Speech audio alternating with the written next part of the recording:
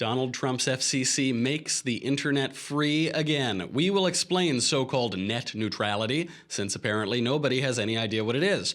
Then Cabot Phillips and Paul Bois join the Panel of Deplorables to discuss deregulation, sex, and the deregulation of sex. Finally, the Mailbag. I'm Michael Knowles, and this is The Michael Knowles Show.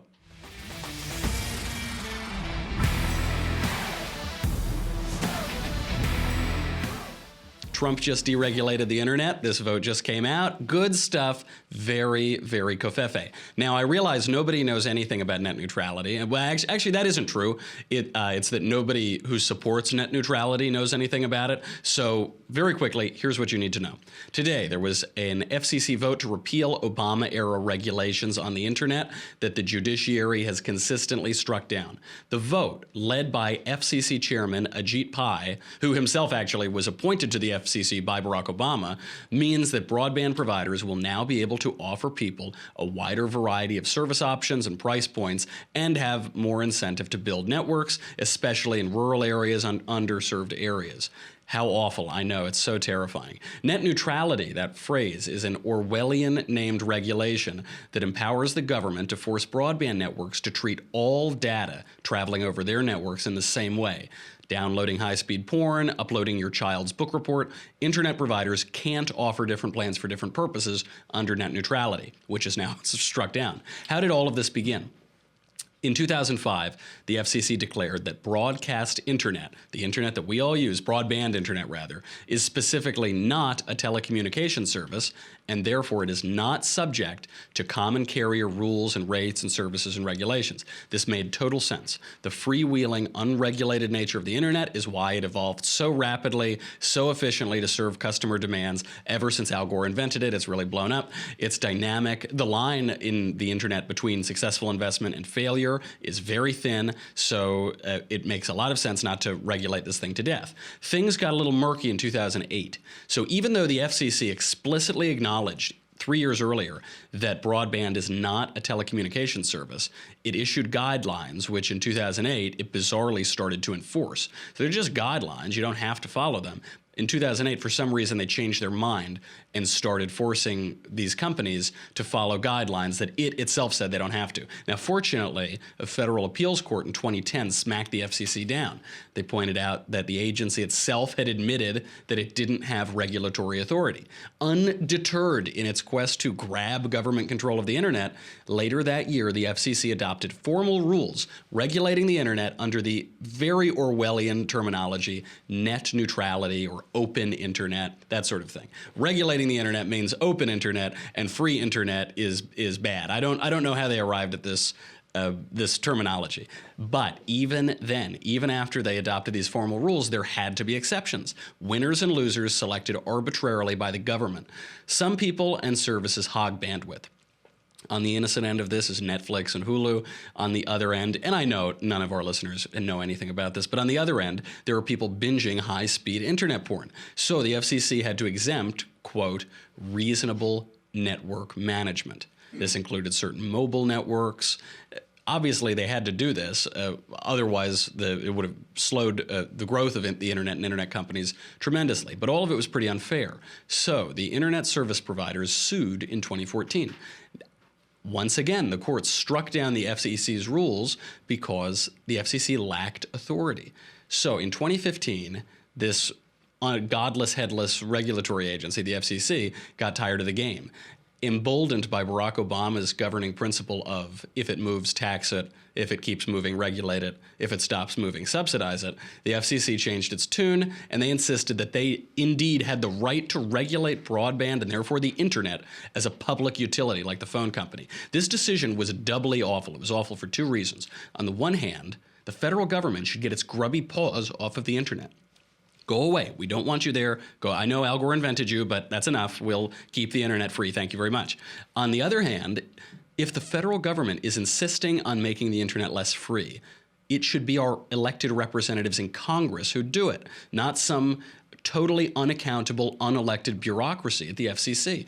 Congresswoman Marsha Blackburn, a Republican, explained this. She said, if there are net neutrality rules, it's something to be done by Congress, not the FCC. They're on our turf, and we need to reclaim it. Absolutely right. Now, the pro-regulation crowd are typically hysterical. They predict that you will not be able to access video streaming services. ISPs will have total control over customers. This is what they always say. It just doesn't happen because these companies, they're not out to get you. They're not out to oppress you. They want your money. They want your business. Less regulation means there's more room for competitors to swoop in and offer you a better deal. This always happens. Deregulation does not raise the price of goods. It decreases the price of goods. Now, there has been no case in the courts of an ISP violating net neutrality that actually arose involving the dominant internet provider abusing its market power. In reality, that hasn't happened. In the fantasies of hysterical lefties, that happens all the time, but not in reality. The main industry that's freaking out is high-speed porn. Pornography is a $100 billion per year industry. It makes all of that money by giving you free bandwidth-hogging videos that display ads and infect your computer with viruses. Mashable's Cassie Murdoch, I don't know, exemplifies the lefty hysteria. She wrote, quote, Thursday's FCC vote to end net neutrality will kill many of the things you enjoy most about the internet in its current form, but chief among them is your ability to access copious amounts of free adult entertainment. This is true. She isn't kidding, by the way. That's not satire. She writes about how awful it is that we're going to lose our precious, our most favorite thing, fast internet, free internet porn, which, by the way, isn't true. It was around before 2015. It'll be around long after. Now, last year, Pornhub viewers alone used 3,110 petabytes of bandwidth. Petabyte. That's one above terabyte, which is above gigabyte. That's over 3 billion gigabytes on just Pornhub.com alone. That's one porn website. People are paying basically nothing for it. Now, the porn industry is so desperate to keep these rules, these unfair regulations in place, these government subsidies of porn or government incentives for cheap internet porn for users at the cost of ISPs and other internet users. They're threatening to dox Republican politicians who oppose the deregulation. Snagglepuss Porn CEO, it's the name of the company, Snagglepuss Porn CEO Andrew Kennard said, there are lots of Republicans who just assumed we'd keep their dirty boy secrets. We assumed they wouldn't screw with us. I guess that unofficial deal is off. So what do you need to know? The people in favor of the euphemistically titled net neutrality government regulation of the internet are Democrats, pimps, and extortionists. But I repeat myself, the people opposed to net neutrality regulation are conservatives, libertarians, federal judges, and economists. In particular, FCC's own chief economists before, during, and after the regulation, Michael Katz, Timothy Brennan, Michelle Connolly, all of whom point out that net neutrality regulations make no economic sense. Barack Obama's FCC regulated the internet just 2 years ago. You wouldn't know that from looking at Twitter. You would think that it's been around since the country was founded. Net neutrality is 2 years old. Did the internet work just fine 2 years ago? Then there is no reason not to repeal net neutrality. There's no reason not to. What are you so worried about? It was fine 2 years ago. It'll be fine next year. When hysterical lefties who tell you that the internet will be ruined forever because 2-year-old anti-constitutional, anti-liberty regulations will be repealed, just get out your leftist tears tumbler. Collect them. Drink deep that salty, delicious ambrosia because President Trump hasn't even finished out his first year in office. It's too good. They're almost too salty today. I have to put that down. I need some water to wash that down with. To discuss, we will bring on our panel Cabot Phillips and Paul Bois. But listen, gentlemen, before we get to this, I do want to talk about net neutrality and mostly just all of the copious leftist tears that are pouring out from all sides because no one understands what that is. But it's not time for that yet. Do you know how I know that? Because I'm wearing my Movement watch. My sweet Movement watch. Look how cool that is. So Movement watches was founded on the belief that style shouldn't break the bank. The watchmaker's goal is to change the way consumers think about fashion by offering very high quality, minimalist products at revolutionary prices. Now, I really like watches, and I really hate paying a lot of money. So if you went into a department store, a watch like this could easily cost you $300-400. But the Movement watch guys have figured out that they can skip all of those markups by selling direct to you online. That's why they've sold over 1 million watches to customers in over 160 countries around the world. It has solidified itself as the fastest growing watch company, and it's because there are no regulations. You don't have a lot of regulations on the watch industry, so they're able to give customers what they want. Very fitting for our topic today. Now, holiday shopping can be tough. Christmas shopping is very tough. Thanks to Movement, all that gift-giving anxiety can disappear with the press of a button. The price point that these begin with, these watches, is $95. That is nothing for a quality watch. It is a really, really good deal. So finish your holiday shopping. Christmas is just around the corner. Get a Movement watch for someone on your list or yourself. That's what I'd go on and I'd say, oh, I'm going to get it for, my brother or my yada, yada, yada, and I'd just get a bunch for me. Because at a price point like $95, you can afford to get a few, put them on, wear them with different outfits. They're really nice. So Movement watches, $95, over 1 million watches sold. Get 15% off today. That is just for our listeners, free shipping and free returns. There's no risk at all. You'll save 15% if you go to mvmt.com/Covfefe, Covfefe, movement.com, mvmt.com/Covfefe. It is the time right now to type that in.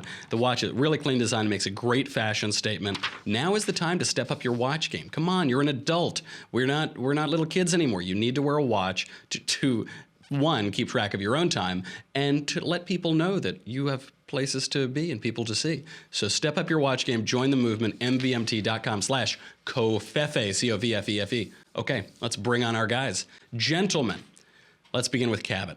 Cabot, with all of the right enemies, is there any argument for Obama's net neutrality regulations? Well, the argument that they're trying to make is that this is going to hurt people. You see on Twitter, millions of people are going to die from this. I don't see a legitimate argument that's being made by the left that, the arguments they're making sound convincing, but that's because they're not based in fact.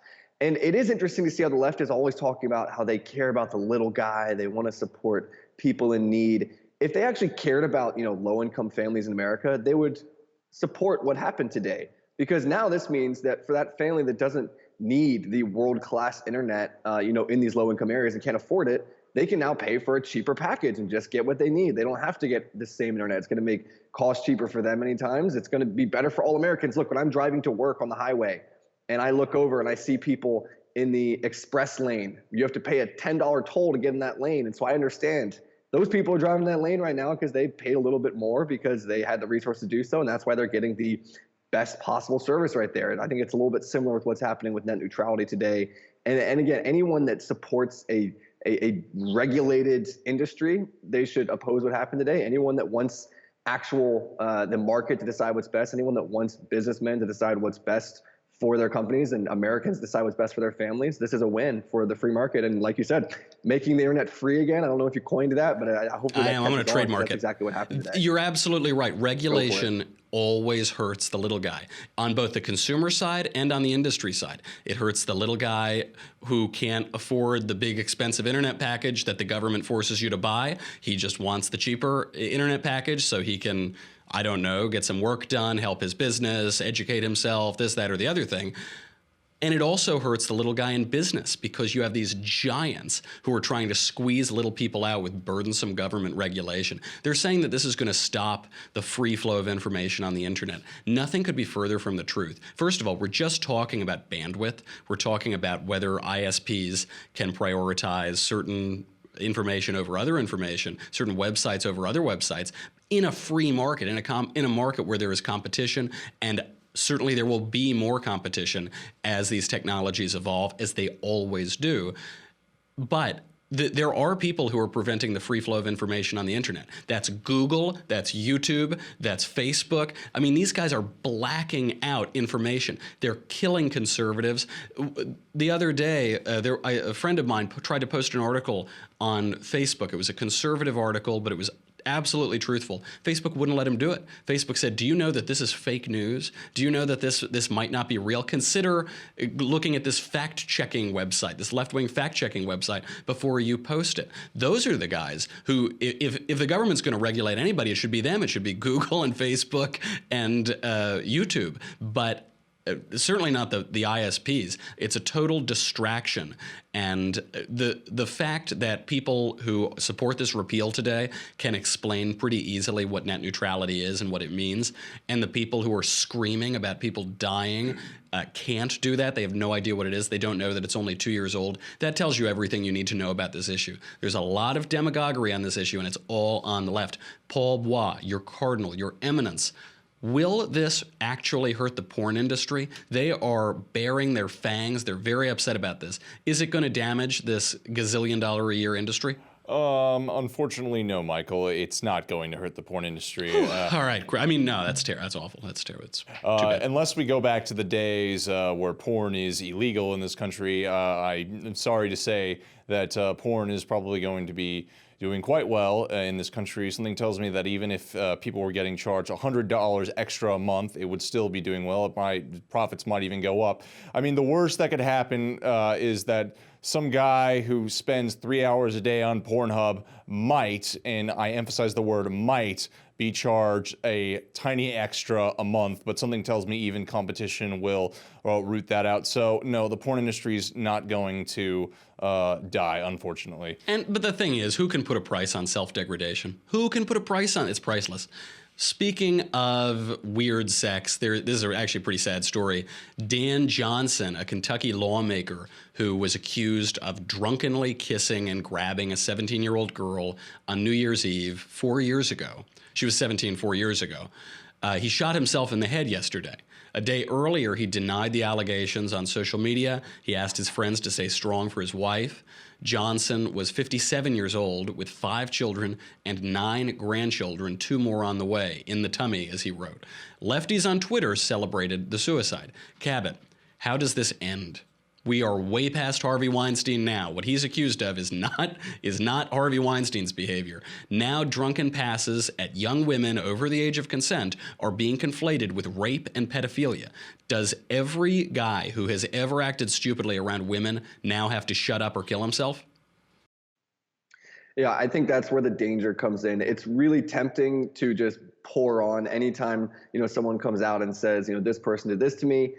Whether it's right or wrong, I think it's really easy to just say, oh, this is horrible. We can all agree this person deserves this, they deserve this. And it's really easy to get involved in that just character assassination. I think it's important that, A, we gather as many facts as we can before we're making serious accusations like this. And in a case where, you're not able to prove anything, is it really, something where someone's life should be ruined automatically, where there's no way of proving it? Even if it is something that did happen, it's tough. I think, these cases as often as possible need to be handled in criminal courts where we, in actual, we can have actual investigations into what's going on. But the he say, she say, it's dangerous. And it's sad to see when it comes to this. It's not something anyone would say. I don't know what to make of this. It makes you wonder if this guy was innocent and he was just not wanting to deal with all this, or if he was guilty and was dealing with the guilt of all of it. But I don't know where this goes. I don't think this will be the first time this happens. I think we're going to continue to see people dealing with these kind of accusations in this way. And it's important that we get all these cases out in the open so we can start to find out who's a good person, who's not. But you never want to see it end like this, and also you don't want to see false accusations happening. So it's tough to really go. But in the case of this guy, the accusation, even if we believe the accusation, which I don't know if there is evidence for it or against it, the accusation is that 4 years ago he made a pass drunkenly at a New Year's Eve party, the drunkest night of the year. He made a drunken pass at a young woman who's over the age of consent. She's still a teenager, but there's nothing illegal about that. He made a pass at her, and that was it. It apparently ended there. No Weinstein-like rape, no stalking, no craziness. This is not the sort of thing that one should kill oneself over, but in this present climate, I can see why that temptation would exist. But comparing this guy to basically any other politician in the country, he's pretty much a saint. To compare him to the sex crimes that we're hearing from the people who have already fallen in Congress and in the Senate, and the people who we haven't heard from yet, compare him to Bob Menendez, who's accused of repeatedly having sex with underage hookers, not 17-year-olds over the age of consent. Talking about like very, very young girls. It's really reached a fever pitch. And speaking of Menendez, Cardinal Bois, can we get that guy to resign before January 17th, before there's a Democrat governor of New Jersey, or is that just not going to happen? No, it's not going to happen, Michael. Unfortunately, Bob Menendez was not found guilty in court, and the Democrats certainly... He wasn't found innocent either, by the way. And by the way, that trial had nothing to do with the sex stuff. That trial was just about corruption. It was a mistrial. But federal prosecutors who said he might have had sex with those underage hookers, they have not filed charges. No, they have not filed charges, but it seems as if the left is going to go off of accusations against people like Al Franken, because I think that was politically advantageous for them at the time when Roy Moore was being inundated with allegations. And they're not going to do the same thing for Bob Menendez, I believe. Even like while the trial was taking place, people were being asked, Dick Durbin was asked, several other senators asked, would you pressure Bob Menendez resign? They would not give a clear, straight answer. I think the media is just essentially going to bury it, and they're not going to push it any further. Absolutely. All right, gentlemen, sad to end on that low note of not impeaching Bob Menendez, but c'est la vie. What can you do? Good to see you all. Thank you for coming on. That is Cabot Phillips and Paul Cardinal Bois, His Eminence. I'll talk to you both soon. Now it is time for the mailbag. The first question comes from Joseph. Oh, I'm sorry, guys. This is such a good question. It's about Islam. It's about the religion of peace. But if you don't subscribe to thedailywire.com, you can't see it. I want you to see it. Go to thedailywire.com. We got to say goodbye to Facebook and YouTube. To all of our current subscribers, thank you very much. You keep the lights on. You make Covfefe fill up magically in my leftist ears tumbler. For those who haven't subscribed, dailywire.com right now, it is $10 per month or $100 for an annual membership. What do you get for that? We're all capitalists. We don't like regulation. Well, you get me, you get the Andrew Klavan Show, you get the Ben Shapiro Show. Yada, yada, yada. Who cares? Guys, you will not survive the repeal of net neutrality without a leftist tears tumbler. You won't do it. You are guaranteed to drown. So run, don't walk. Scurry, I guess it's on your keyboard so you won't run. Scurry to the Daily Wire right now, dailywire.com. You have to get this leftist tears tumbler. Please, it's for your own health. Dailywire.com. We'll be right back.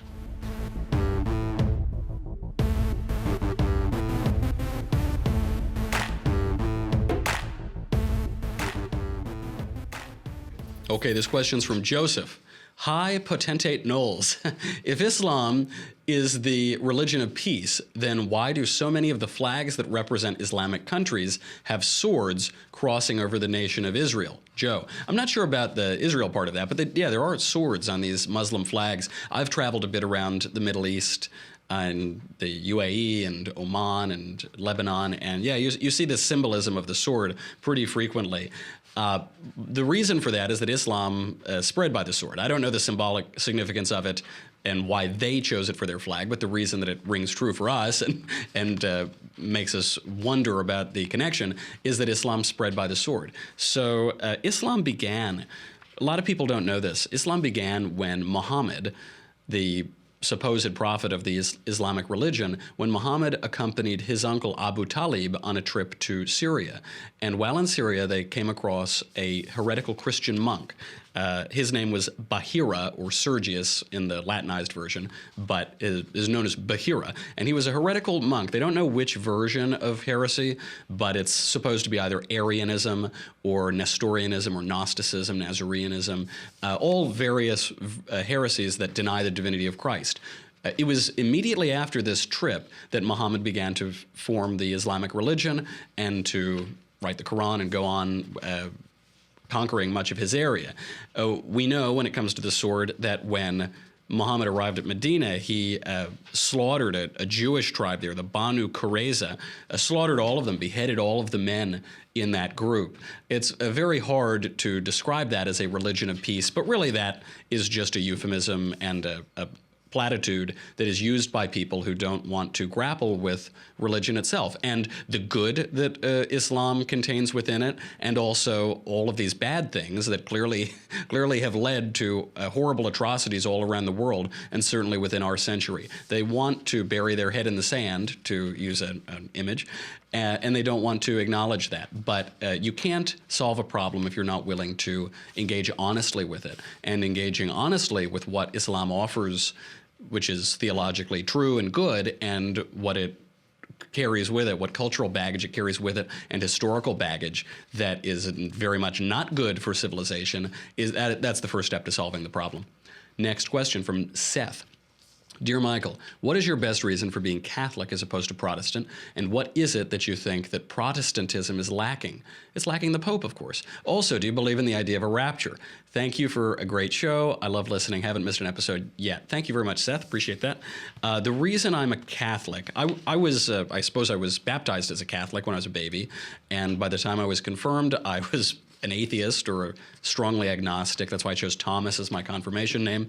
I was an atheist for about a decade, and slowly various philosophers and writers and conversations I had began to chip away at my atheism, and then I reverted to Christianity. Some evangelical writers brought me back to Christianity, certain Calvinists, and then ultimately I've arrived full circle back at the Catholic Church.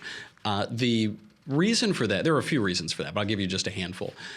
It seems to me very convincing that the incarnate Son of God, the divine logos of the universe, the total metaphysical, becoming physical, entering into his creation in a particular place, in a particular time, in a particular body, through a particular woman, with particular apostles, dying on a particular cross, executed, condemned to death by a particular man, it would have a particular church. It would have a church that is real and tangible. It would have a clergy. When he says to Peter, you're Simon, I now call you Peter, and on this rock, which is a pun, I will build my church, and here are the keys to the kingdom of heaven, and whatever you bind on earth will be bound in heaven, whatever you loose on earth will be loosed in heaven.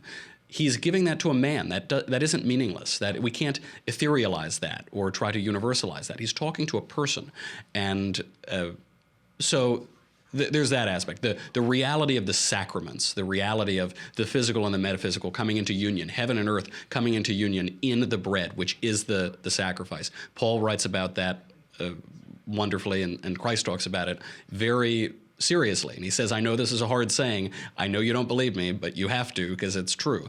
So there's that aspect. It also was basically the unquestioned position of civilization until the 16th century. So there were always little heretical movements. Santa Claus, St. Nicholas, famously punched the heretic Arius in the face at the Council of Nicaea.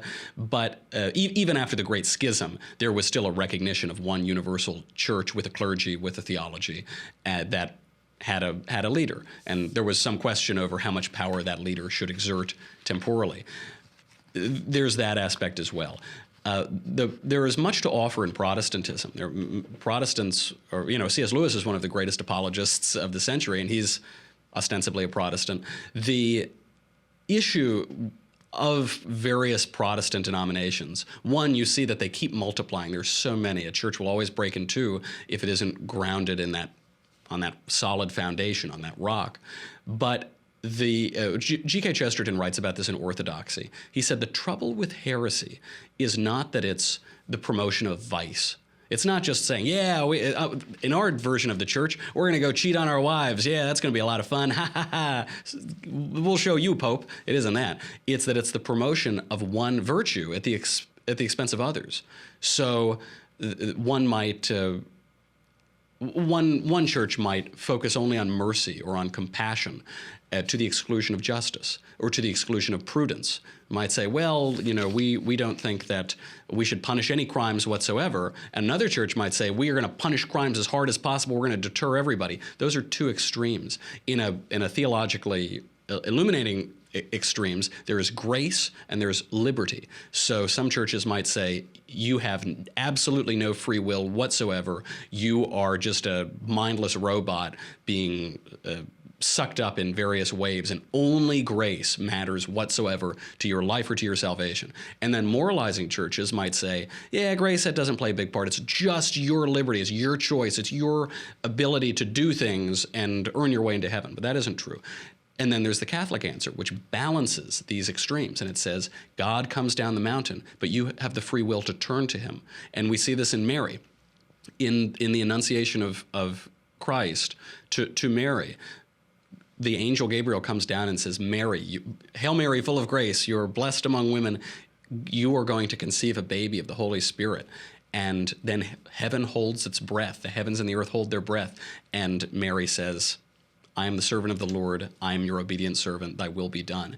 And she says yes. She obeys and she accepts that. And that unity of grace and free will is glorious, and it results in the incarnation. It results in the divine logos becoming a man. So that one thing that recommends the Catholic Church, I think, is balancing itself between these extremes and these ideologies. It's no coincidence that the Protestant Revolution in part caused modernity, in part was caused by modernity, and it breaks off into various ideologies. But when it comes to religion, I would resist ideology, and I would look for the sturdy bark of Peter that doesn't tip all the way to one side or the other, but remains stabilized.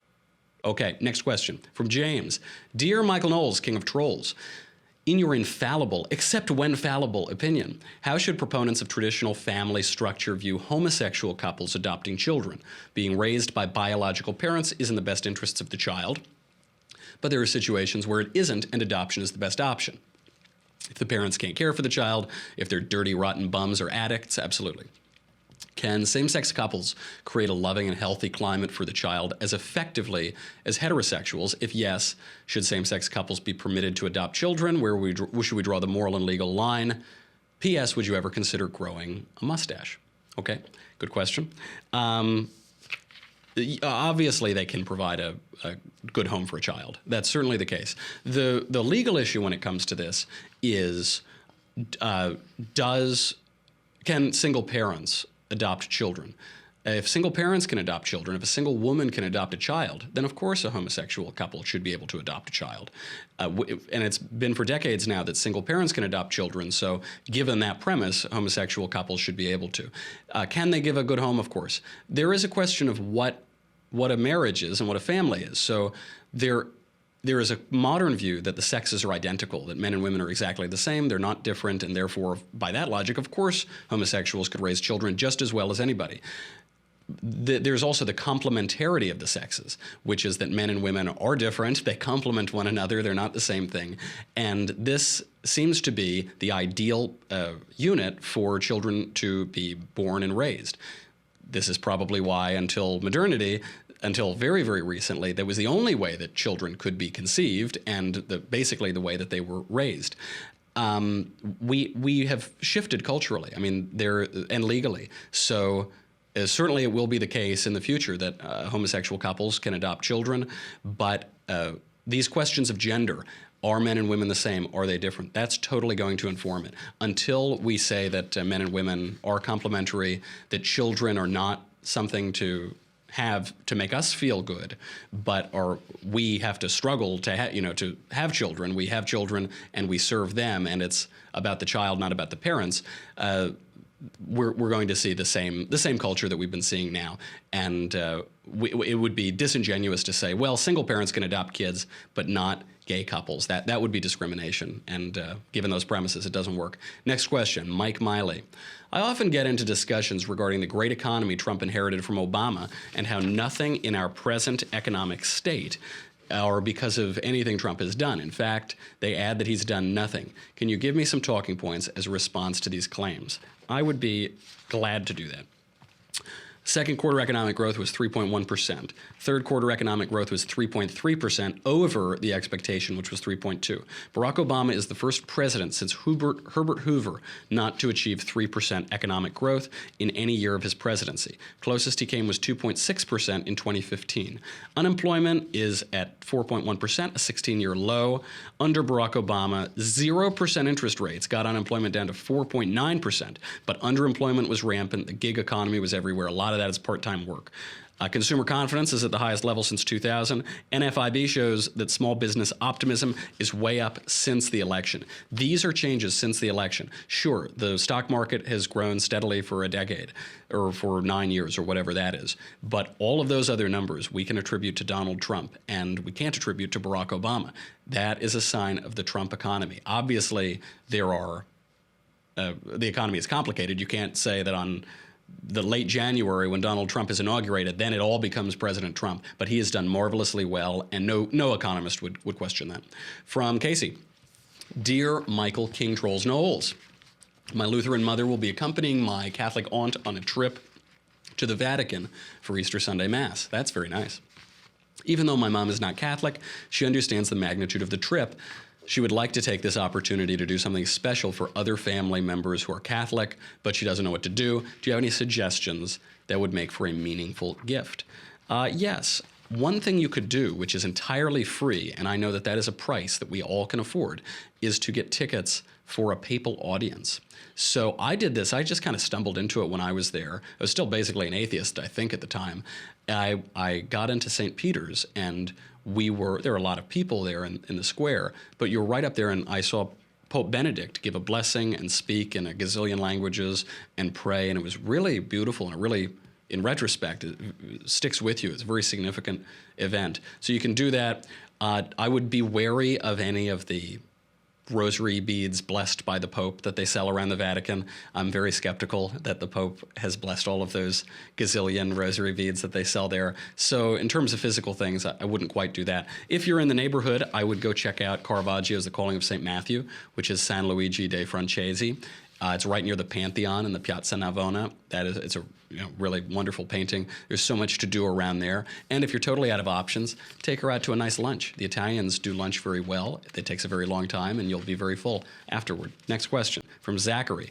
Professor Knowles, my 16-year-old little sister is starting to be influenced by her lefty friends in high school and is questioning why she should be a Republican. Republicans are, of course, mean and illogical. Luckily, she's open-minded and wants to chat with me about my conservative values. How should I begin my explanation of conservatism to my little sister? Help, it's not too late. Your little sister is in high school. She's being influenced by her lefty friends. That's good. That's the time for that. The time to believe lefty thoughts is when you're a teenager and you don't know anything. And then when you know things, then you'll move further to the right.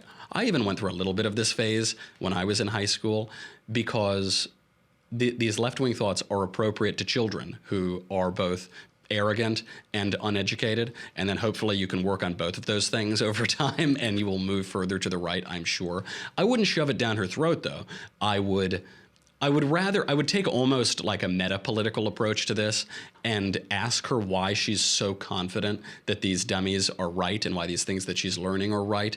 Probably the curriculum that she's studying from is teaching her a lot of nonsense, and the people don't know very much, and it's an age where you're just insufferable. So I wouldn't give her too much grief for that. I would point out that all of those people and all of these assumptions she's taking for granted they're on shaky ground. The poem that comes to mind is, a little learning is a dangerous thing. Drink deep or taste not the Pierian spring. There shallow draughts intoxicate the brain, and drinking largely sobers us again. So Bill Whittle talks about this. He says there's Island 120. An Island 120, there's around IQ of 120, and it's people, it's like the New York Times editorial board, the New York Times op-ed columnists. They all have a kind of middling intelligence, and they are extremely left-wing. And people of kind of middle intelligence, they're like, yeah, man, they're totally right. Oh, man, David Brooks, or, Paul Krugman, they're really speaking to me. And people who have lower intelligence or higher intelligence are both conservative. So they're more conservative. It's a sandwich, but it's just people in the middle who don't realize how stupid they are, but they're smarter than your average Joe. They're the ones who are convinced of lefty stuff. I would go to that, and then you can tell her to read, I don't know, Edmund Burke or Bill Buckley or whatever. But in the meantime, I would have her look around and say, are these people really so smart? Are these ideas that you're being told really so convincing, or is it just fashionable? And teenagers are contrarian, and that might get to her. From Samuel, Dear Michael, recently Pope Francis stated the English translation of the Our Father ought to be changed from, and lead us not into temptation, to, and may we not be led into temptation. There are a few other versions of that. He was speaking in Italian when he made these remarks, I think. He says that this is a more accurate translation from the Vulgate version, et ne nos inducas in tentationem, does not seem to support his story. Can you enlighten us on the Greek front, and what are your thoughts on his decision and opinion on the matter? Sure, I wrote a piece on this, and I don't have ancient Greek, and my Latin is very poor, but fortunately, the heir to the throne of the multiverse, Spencer Clavin, is an ancient Greek scholar at Oxford. So I talked to him about this. Pope Francis's translation, while creative, doesn't appear to be precise, because and this is a reminder, too, that the Pope is only infallible when he's speaking infallibly, and that's not very frequently, and not in this case. The Greek eis seems to be into, just like in the Latin, inducas in tentationem is into. So it's someone is leading us into temptation in this line. And who is doing the tempting, or who is doing the trial, or who is doing the experiment is unclear. Someone could lead me to a boxing ring, and then some other guy could beat me up. But the question is, who is doing the leading, and then who is doing the tempting? It's unclear who's doing the tempting, which is Pope Francis's point. He says God doesn't tempt us. That's his view of things. But the leading is pretty clear, because we know from 2 paragraphs earlier in Matthew, that prayer comes from Matthew, and 2 paragraphs earlier, Christ is led by the Spirit into the wilderness to be tempted by the devil. And then 2 paragraphs later, we get, lead us not into temptation. So it seems to me who is doing the leading is very clear, and that is God. And this more creative, abstract, looser translation that the Pope has suggested is just not as precise, and it's not as theologically difficult to grapple with. Nevertheless, God is doing the leading from the Scripture in the Greek, in the Latin, in the English, in the Italian, and the question of why he does that, why he leads us to be tested, to the trial, even to be tempted by the devil. In the book of Job, God allows the devil to tempt Job all he likes. Why he does that is a theological question, and I think that problem helps us to understand the world a little bit better in our relationship to him. But I would stick with the old translation. I think it's good enough for me. That old-time religion. Okay. One last question from Garrett. It is often said that you need to understand the other person's argument better than they do to beat them. How far should I take this? Should I read Marx and books written by atheists? Or should I deepen my understanding of capitalism and Christianity instead? In short, I'm worried that if I take the understanding the other person's side point of view too literally, I could have used that time to better my understanding of my own ideology. Let's begin at the last part. Don't have an ideology. Resist ideology. Obviously, our political thinking becomes ideological to varying degrees. Don't set out for one. The reason you believe certain things, the reason you might line up with some ideologies, is because you see the world in a certain way and they describe it. But ideology, as Michael Oakeshott said, is the formalized abridgment of the supposed substratum of rational truth contained in the tradition. That is a lot of degrees away from the tradition and the world that we see before us and reality and truth. I would go for that first. I wouldn't worry too much about saying, I think I'm a conservative or I think I'm a libertarian, and so I'm only going to read these right-wing books. Or conversely, I'm going to read Marx and Engels exclusively so I can prove them wrong. I wouldn't even read those books that way. I would read them openly. I wouldn't read them in the school of resentment where you hate the writers and you prejudge the texts. Read the texts. Let them speak to you. You'll understand why Marx is wrong. Here's that line that lefties read Marx and conservatives understand Marx. That's certainly true. I might go back a little further before Marx, before modernity, and read where those works come from. I would read classics. I would read the classic Greek philosophers and writers. I would read all the way up through the Roman Empire through the Middle Ages, right? Then you're bumping up against modernity, and then you can start engaging with those. But certainly read everything. If the reason that you should believe certain political points of view and religious points of view is because you think they're true. And if you think they're true, then you don't need to worry about reading an atheist or reading Marx because they might shake your worldview or the way you see things. The truth comes above all things. C.S. Lewis said some version of a madman can no easier block out the sun by writing darkness on his cell walls, his insane asylum walls, than we can block out the truth by repeating falsehood. You can't block it out. The truth will shine through, the truth above all things. So read those. I'd read it with an open mind. That's what separates us from those ideologues. And then you'll come to hopefully correct conclusions, and you won't be all angry and ideological like those lefties. Okay, that's our show. We got to run out of here. We're filming a special project that I can't tell you about. So go over the Klavanless Weekend that will save you, the Klavanless Weekend that will destroy you, and the project that will save you, Another Kingdom, is available, I think, tomorrow, or it's dropping early in the morning. So make sure you download that. It really helps us out. If you leave 5-star reviews, download it. We're still pitching this thing around Hollywood. They're still listening to us. We've got a ton of great reviews and listenership. If you can keep bumping that around, send it to your families at Christmas. That will really help us out. We appreciate it. Until Monday, I am Michael Knowles. This is The Michael Knowles Show. I will see you then.